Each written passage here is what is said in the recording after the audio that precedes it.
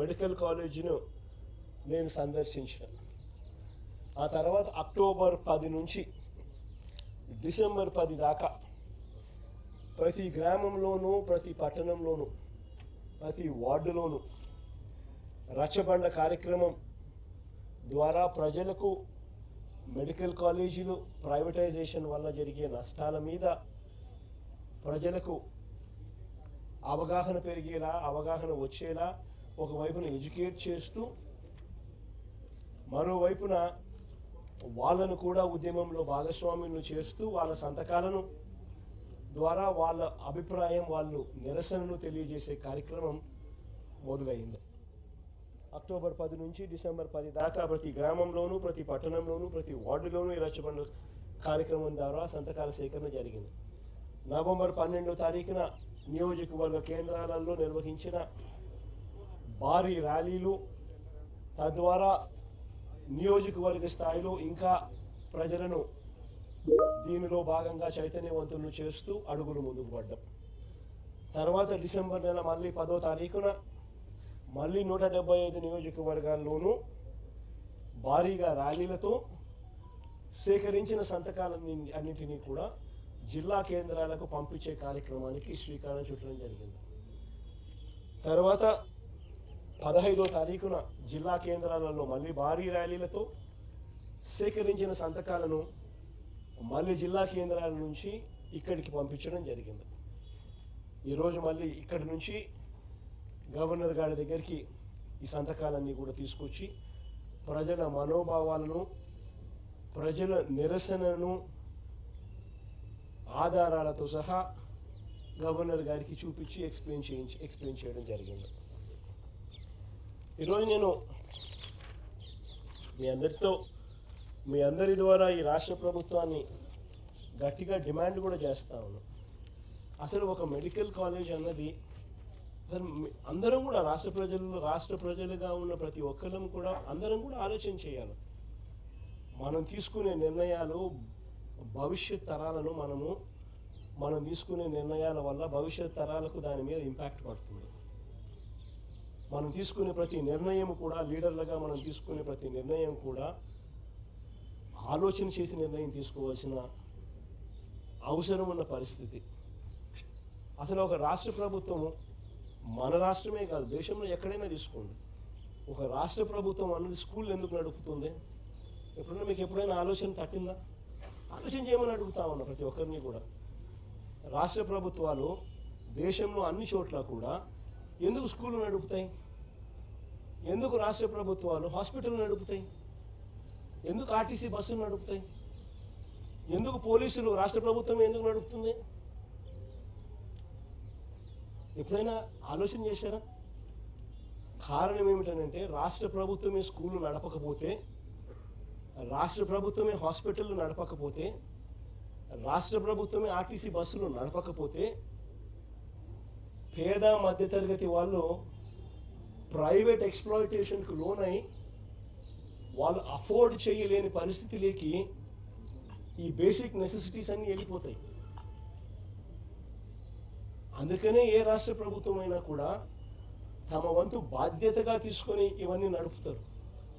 స్కూళ్ళు కానీ, హాస్పిటళ్ళు కానీ, పబ్లిక్ ట్రాన్స్పోర్ట్లో ఉన్న ఆర్టీసీ బస్సులు కానీ, లా అండ్ ఆర్డర్ను పరిరక్షించే పోలీస్ వ్యవస్థ కానీ, అన్నీ ప్రైవేటైజేషన్ చేసుకుంటూ పోతా ఉన్నాము అని అంటే అసలు ఇంకా ప్రైవేట్ ఎక్స్‌ప్లాయిటేషన్కు చెక్ అనేది ఎక్కడా ఉండదు. పేదవాడికి, మధ్యతరగతి ప్రజలకు సేవలు అనేటివి ఎక్కడ అందుబాటులో ఉండవు. అందరూ కూడా ప్రైవేట్ ఎక్స్‌ప్లాయిటేషన్కు లోనై సేవలు పొందాలి అని అంటే ఆస్తులు అమ్ముకోవాల్సిన పరిస్థితి లేకపోతాయి. ఈరోజు మిమ్మల్ని అందరినీ కూడా ఒకటే అడుగుతాను, ఒక కార్పొరేట్ హాస్పిటల్కి ఎప్పుడైనా కూడా మీరు ఒకసారి వెళ్ళి రేట్లు ఎంత ఉన్నాయని ఒకసారి చూసారా? ఒక ఇన్పేషెంట్ కింద నువ్వు చేరాలి అని అంటే జనరల్ వార్డులో చేరాలన్నా 5,000 రూపాయలు మినిమం, ఎంత చెత్త హాస్పిటల్ అయినా కానీ 5,000 రూపాయలు మినిమం ఛార్జ్ చేస్తుంది. అదే నీకు సపరేట్ రూమ్ అనుకో, అదే నీకు కొంచెము ఒక ఫ్యానో గీనో ఉన్న సపరేట్ రూమ్ ఏదైనా ఒక ఫెసిలిటీ కొంచెం కొద్దిగా గొప్ప ఒక ఫెసిలిటీ ఉన్న రూమ్ ఏదైనా రూమ్ కావాలంటే 10,000 రూపాయలు మినిమం ఆ రూమ్. అదే ఐసీయూ లేకపోయినామంటావు, ఐసీయూలో ఛార్జీలు ఎంత తెలుసా? 30,000 నుంచి 50,000 రూపాయలు రోజుకు. ఇది మినిమం. గవర్నమెంట్ మనం 17 మెడికల్ కాలేజీలు రాష్ట్ర ప్రభుత్వం అంటే వైఎస్ఆర్ కాంగ్రెస్ పార్టీ అప్పట్లో ఒక విజన్తో తీసుకురావడం జరిగింది. ప్రతి పార్లమెంటును ఒక జిల్లా చేసాం. ఆ జిల్లా చేయడంతో ప్రతి పార్లమెంటును ఒక జిల్లా చేయడంతో ఆ జిల్లా కేంద్రంలో ఈ మెడికల్ కాలేజ్ తీసుకురావడంతో అక్కడ మెడికల్ కాలేజ్తో పాటు టీచింగ్ హాస్పిటల్ కూడా అందుబాటులోకి వస్తుంది. టీచింగ్ హాస్పిటల్ అంటే అది ఒక multi speciality hospital. Multi speciality services, super speciality services ఇవన్నీ కూడా ఆ టీచింగ్ ఫెసిలిటీస్ వల్ల, మెడికల్ కాలేజీలో ఉన్న టీచింగ్ ఫెసిలిటీస్ వల్ల ఈ టీచింగ్ హాస్పిటల్లో ఇవన్నీ కూడా అందుబాటులోకి వస్తాయి. ఎప్పుడైతే ఆ హాస్పిటల్లో ఆ మెడికల్ కాలేజ్ ద్వారా ఉండే ఈ టీచింగ్ హాస్పిటల్లో అసిస్టెంట్ ప్రొఫెసర్లు, PG post graduate students, medicos, nursing students వీళ్ళంతా కూడా అక్కడ అందుబాటులోకి వస్తారు. పేదవాడికి ఎవరికైనా కూడా, పేద మధ్యతరగతి వారికి ఎవరికైనా కూడా ఉచితంగా ఈ సూపర్ స్పెషాలిటీ సేవలు, ఈ మల్టీ స్పెషాలిటీ సేవలు ఈ వైద్య హాస్పిటల్స్ ద్వారా, ఈ టీచింగ్ హాస్పిటల్స్ ద్వారా ఇవన్నీ అందుబాటులోకి ఫ్రీగా వస్తాయి పేదవాడికి. ఒకవైపున రావడమే కాకుండా దీనివల్ల జరిగే బిగ్గెస్ట్ అడ్వాంటేజ్ ఏంది అని అంటే, బిగ్గెస్ట్ మేలు ఏందనంటే, ఈ హాస్పిటల్లో ఎప్పుడైతే ఇలాంటి సేవలన్నీ ఉచితంగా పేదవాడికి, మధ్యతరగతి వారికి అందుబాటులోకి ఎప్పుడైతే వస్తాయో, చుట్టుపక్కల ఉన్న ప్రైవేట్ హాస్పిటల్లో, 30 కిలోమీటర్ల అవతల ఉన్న ప్రైవేట్ హాస్పిటల్లో, చుట్టుపక్కల ఉన్న మిగిలిన ప్రైవేట్ హాస్పిటల్స్ ఇష్టం వచ్చినట్టు రేట్లు ఛార్జ్ చేయలేవు. ఇష్టం వచ్చినట్టు రేట్లు ఛార్జ్ చేస్తే ఎవరు పోరు. ఎందుకనంటే గవర్నమెంట్ టీచింగ్ హాస్పిటల్ పేదవాడికి ఆరోగ్య భరోసా ఇచ్చేది ఈ 17 మెడికల్ కాలేజీలు, తద్వారా వచ్చే 17 మెడికల్ టీచింగ్ హాస్పిటల్స్. ఇదొకటే కాకుండా అందులో అవైలబుల్గా ఉండే అవైలబిలిటీలోకి వచ్చే సీట్లు. ఈ సీట్లన్నీ కూడా గవర్నమెంట్ మెడికల్ కాలేజీలో సీట్లన్నీ కూడా ప్రైవేట్ మెడికల్ కాలేజీల కన్నా తక్కువ రేటుకే ఈ సీట్లు అందుబాటులోకి వస్తాయి. దీనివల్ల బాగుపడేది మన పిల్లలు, దీనివల్ల బాగుపడేది మన తల్లిదండ్రులు, మన పిల్లల తల్లిదండ్రులు. ప్రైవేట్ కాలేజీలకు ఎప్పుడైతే ఇస్తామో సీట్ల మీద రేట్లు విపరీతంగానే ఉంటాయి. ప్రైవేట్ మెడికల్ కాలేజీలు ఎప్పుడైతే వస్తాయో ప్రైవేట్ టీచింగ్ హాస్పిటల్స్ కూడా ప్రైవేట్ అయిపోతాయి. ఇంకా అంతా ప్రైవేట్ ఎక్స్‌ప్లాయిటేషనే. మేము ఇంత ఛార్జ్ చేస్తాము, 4 లక్షలు, నువ్వు 5 లక్షలు ఛార్జ్ చేసి సరిపోతుంది, అందరం కలిసి పంచుకుందామనే లెవెల్లోకి అందరూ తయారవుతారు. ఇది జరగబోయేది. దీన్ని చెక్కు పెట్టడం కోసం వైఎస్ఆర్ కాంగ్రెస్ పార్టీ ఉద్యమ బాట చేపట్టింది. చంద్రబాబు నాయుడు స్కాముల విషయంలో 4 అడుగులు ఎక్కువ వేసేస్తూ ఉన్నాడు. స్కాములు చేయని ఏరియాస్లో కూడా స్కాములు చేస్తూ ఉన్నాడు, చేయకూడని ఏరియాస్లో కూడా.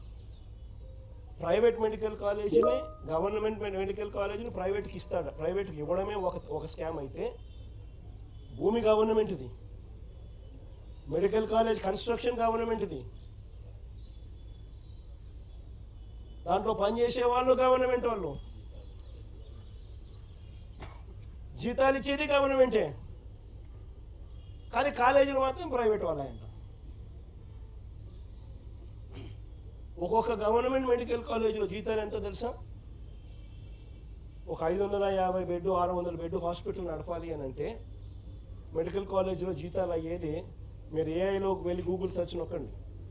ఆ జెమినైని అడిగినా, ఏఐలో పర్ప్లెక్సిటీని అడిగినా, చాట్ జీపీటీని అడిగినా కానీ చెప్తుంది. మా వాళ్ళని చెక్ చేయమని చెప్పిన, చెక్ చేయమంటే 5 నుంచి 6 కోట్ల రూపాయలు మినిమం అవుతుంది నెలకు అని.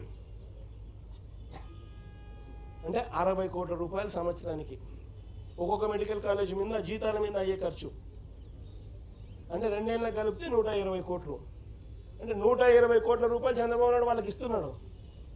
ప్రైవేట్ వాళ్ళకు కాలేజీలు, government land, government construction, government హాస్పిటళ్ళు, గవర్నమెంట్ స్టాఫ్తో వాళ్ళకి ఇవ్వడమే కాకుండా ఒక్కొక్కరికి మేలు చేస్తూ గవర్నమెంటే జీతాలు కూడా వాళ్ళకి ఇస్తూ 2 ఏళ్ల పాటు గవర్నమెంట్ జీతాలు ఇస్తుందంట. అంటే సంవత్సరానికి 60 కోట్లు ఎదిరిస్తున్నాడు. 10 మెడికల్ కాలేజీలు ఇంటూ 120 కోట్లు అంటే 1200 కోట్లు మినిమం ఎదిరిస్తున్నారు. అసలు ఇలాంటి స్కాములు దేశ చరిత్రలో ఎక్కడా ఉండవు. ల్యాండ్ ఇప్పుడు మెడికల్ కాలేజీల దగ్గర ల్యాండ్ ఒక్కొక్క మెడికల్ కాలేజీలు మా హయాంలో 17 మెడికల్ కాలేజీలకు శ్రీకారం చుట్టి 8,000 కోట్ల రూపాయల బడ్జెట్తో ప్రతి చోట 50 ఎకరాల పైచిలకు ల్యాండ్ ఉండేట్టుగా భూములన్నీ కూడా కొనుగోలు చేసి సేకరించి అక్కడ మెడికల్ కాలేజీలు కట్టాం. పర్మిషన్ అన్నీ తీసుకొచ్చాం. నాబార్డుతో టైఅప్తో పాటు ఇతర బ్యాంకులతో టైఅప్ చేయించినాం. కేంద్ర ప్రభుత్వ నిధులను కూడా టైఅప్ చేశాం. 8,000 కోట్లకు గాను 3,000 కోట్ల రూపాయలు ఖర్చు చేసి 7 కాలేజీలు పూర్తి చేసినాం. 17 మెడికల్ కాలేజీల్లో 3,000 కోట్ల రూపాయలు ఖర్చు చేసి మేమే మా ప్రభుత్వ హయాంలో 7 మెడికల్ కాలేజీలు పూర్తి కూడా చేశాం. ఆ పూర్తి చేసిన మెడికల్ కాలేజీ ఇప్పుడు రన్నింగ్లో ఉన్నాయి. దాని ద్వారా 800 మెడికల్ సీట్లు కూడా ఇప్పుడు మన పిల్లలకు అందుబాటులోకి వచ్చినాయి గవర్నమెంట్ రంగంలో కొత్తవి. మిగిలిన 10 కాలేజీలు పూర్తి చేయడానికి వివిధ దశల్లో ఉన్నాయి. అవి పూర్తి చేయడానికి సంవత్సరానికి 1000 కోట్లు కావాలా. 5 ఏళ్లకు 5,000 కోట్లు. రాష్ట్ర బడ్జెట్ 2.5 లక్షల కోట్లు పైచిలకి. 2.5 లక్షల కోట్లు పైచిలకు రాష్ట్ర బడ్జెట్ ఉన్న రాష్ట్రంలో 1000 కోట్ల రూపాయలు ప్రతి సంవత్సరం పెట్టలేరా అని అడుగుతా ఉన్నా. పోనీ పెట్టద్దండి, పెట్టాకండి, వదిలేయండి. మేము వచ్చినాక మేము చూసుకుంటాం కదా, మేము వచ్చినాక మేము కడతాం కదా నీ చేత కాకపోతే. అంతేగాని ఈ మాదిరిగా నువ్వు స్కాములు చేసి అమ్మడం ఏంటి? ఇది చంద్రబాబు నాయుడు గారికి గట్టిగా తగిలేట్టుగా గవర్నర్ గారికి దృష్టికి కూడా తీసుకొని పోయేట్టుగా చెప్పినాం. మీకు చేయడం ఇష్టం లేకపోతే, మీకు డబ్బులు ఖర్చు పెట్టడం ఇష్టం లేకపోతే వదిలేయండి. మేము వచ్చిన తర్వాత మేము ఖర్చు చేస్తాం, మేము పూర్తి చేస్తాం. మా క్రెడిట్ వస్తుందేమో అని చెప్పి నువ్వు ఆత్రపడి క్రెడిట్ రాకూడదు అని చెప్పి పేదలకు నష్టం చేస్తూ ఒకవైపున కాలేజీలన్నీ కూడా కట్టకుండా వదిలేసి రెండో వైపున కాలేజీలన్నీ స్కాములు చేస్తూ అమ్మేస్తూ ఉన్నాం. రేపు పొద్దున ఈ కాలేజీలు, ఈ 17 మెడికల్ కాలేజీలు భవిష్యత్ కాలంలో ఈ 17 మెడికల్ కాలేజీలే 1,00,000 కోట్లు పైసలు కాస్ట్ అవుతుంది. కొన్ని కోట్ల మందికి ఉచిత వైద్యం ఇస్తూ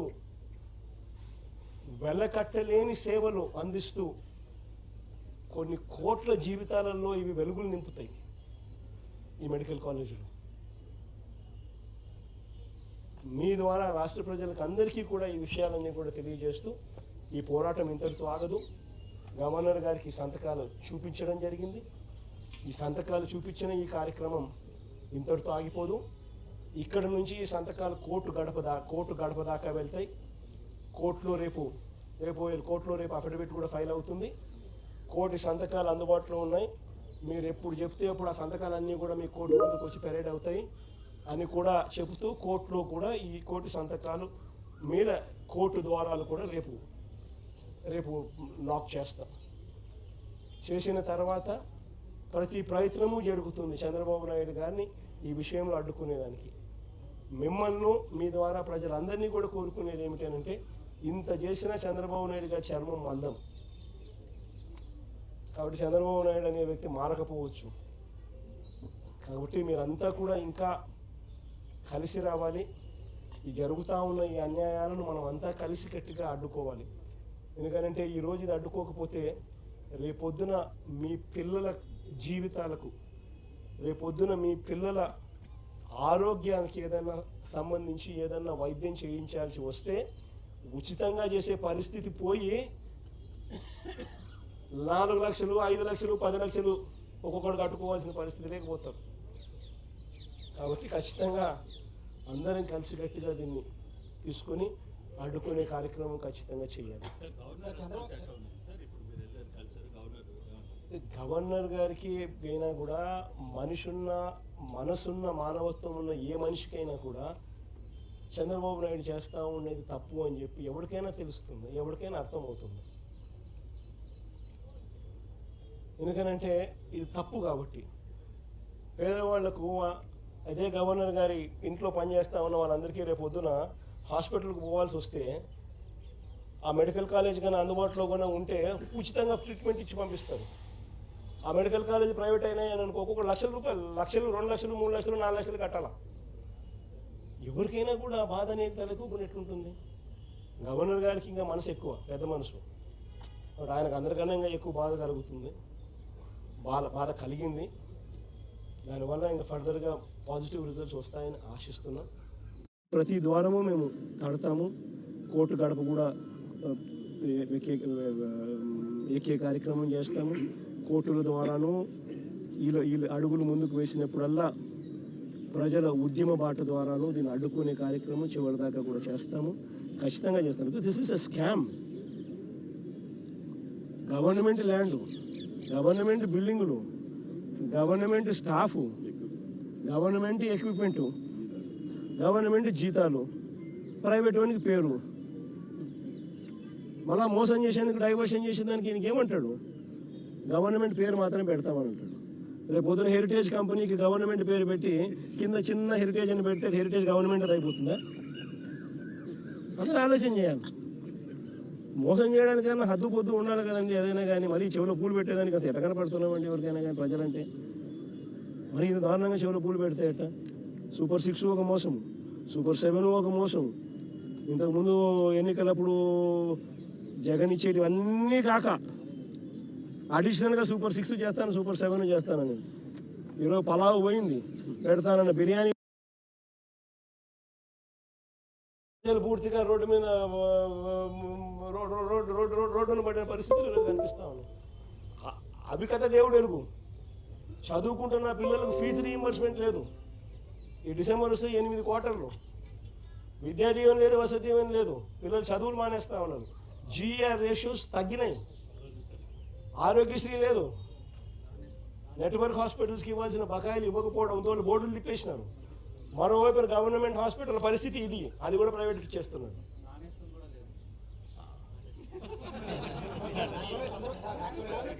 చంద్రబాబు గారు మాట అన్నారు సార్, 500 కోట్లతో రిషికొండ ప్యాలెస్ కట్టారు, దాంతో 2 మెడికల్ కాలేజ్ కట్టారు చంద్రబాబు గారు ఆరోపణ చేస్తారు. రిషికొండలో నువ్వు చెప్పే హోటల్ రిసార్ట్ కార్యక్రమం ఏదైతే ఉందో 230 కోట్లు, 240 కోట్లు, అది ఇప్పుడు విశాఖపట్నానికి నిజంగా ఆనిముత్యంగా ఉంది. అదే చంద్రబాబు నాయుడు యోగా కోసం, యోగా గుర్తుందా? యోగా అనేది గుర్తుందా? ఒక్కరోజు ప్రోగ్రాం యోగాకు ఖర్చు పెట్టిందంత 330 కోట్లు. 330 కోట్లు. కనీసం నేనన్నా 240 కోట్లు పెట్టి బ్రహ్మాండమైన బిల్డింగ్ కట్టి విశాఖపట్నానికి తలమానికంగా ఉంది ఆ బిల్డింగ్. ఈ పొద్దు కూడా పోయినాను అనుకో, ఆ బిల్డింగ్లోకి ఎవరైనా పోయి చూస్తే విశాఖపట్నం అంతా టూరిస్ట్ ప్లేస్ కింద కనపడుతుంది. అటు పెద్ద పెద్ద వాళ్ళందరూ దాంట్లో వచ్చి ఇప్పుడు గవర్నర్ గారు పోయినారు అనుకో, లేదా మోడీ గారు వచ్చినారు అనుకో, లేకపోతే పుతిన్ వచ్చినాడు అనుకో, లేదా రష్యన్ ప్రెసిడెంట్ పుతిన్ వచ్చినాడు అనుకో, ఎక్కడ పెడతారు? బ్రహ్మాండమైన రాజభవనం లాంటి బిల్డింగ్ అది. 230 కోట్లతో కట్టినందుకు మాన్యుమెంట్ అక్కడ తయారైంది. వేరే ఇక్కడ ఒకరోజు యోగా, ఒకరోజు 330 కోట్లు, 330 కోట్లు ఆవిరి. దాన్ని ఏమంటారు? స్కామ్ కాకపోతే అది నా మాటలకి అయ్యే ఖర్చు. పోయి ఆ మాటలకి ఎంత ఖర్చు పెట్టాను ఒకసారి మీకు అందరు కూడా AI ఉంది కదా, ఒకసారి అమెజాన్లో పోయి కొట్టండి ఒకసారి, మాట ఖర్చు ఎంత అవుతుంది, వీళ్ళు ఎంత ప్రొక్యూర్ చేసినారని చెప్పి చూస్తే 50% తక్కువ ఉంటే నన్ను అడగండి. National media